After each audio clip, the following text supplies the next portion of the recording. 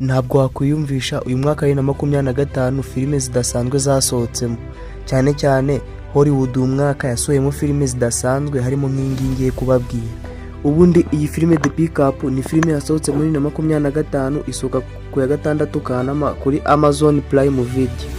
Ubundi iyi filime abari inkuru y'abapolisi bari babiri babatwara imodoka itwara amafaranga, nyuma hakaza kuza igisambo cy'umukobwa bita Zoe cya gifite n'itsinda ryacyo, ariko uyu mukobwa bikarangira afasha aba bagabo babiri babakorera iyo kampani itwara amafaranga, nyuma abagabo nabo bakisanga mu byo sangane byo kwiba amafaranga. Ubundi iyi filime dusangamo abakinnyi bakuru harimo nko bita Eddie Murphy cyangwa se yakinnyemo yitwa nka Russell Piers, uyu ari umushoferi wa Armored Truck umaze igihe asanzwe yitegura gutaha mu kiruhuko.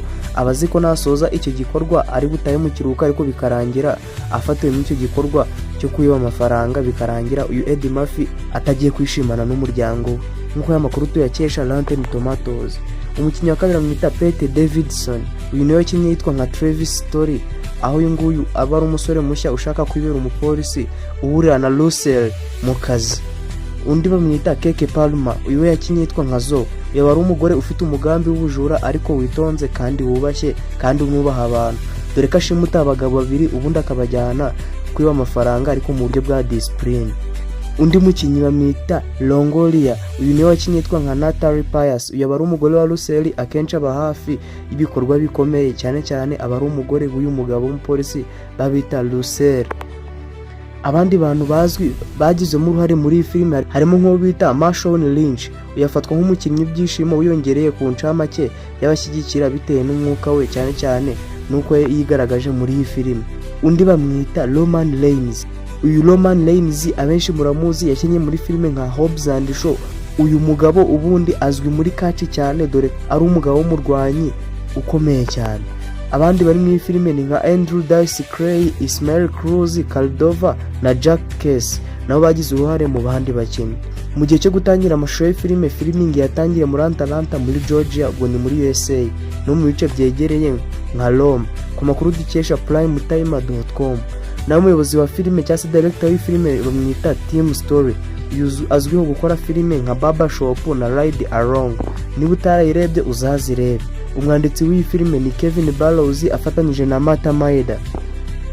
Ku tariki ya 20 Mata 2024 habaye impanuka ikomeye mu kazi k'urusobe rwa kamera, ubwo bafataga iyi filime, cyane cyane zira modoka na bya ibunda byose babonyemo byari byanyabyo, dore ko izi seti zose nta CGI bakoresheje, bagiye mu mihanda ya nyayo, ubundi bindi bakongeramo ama effects y'ibiturika kuri ubona biturika n'imbunda zirasa.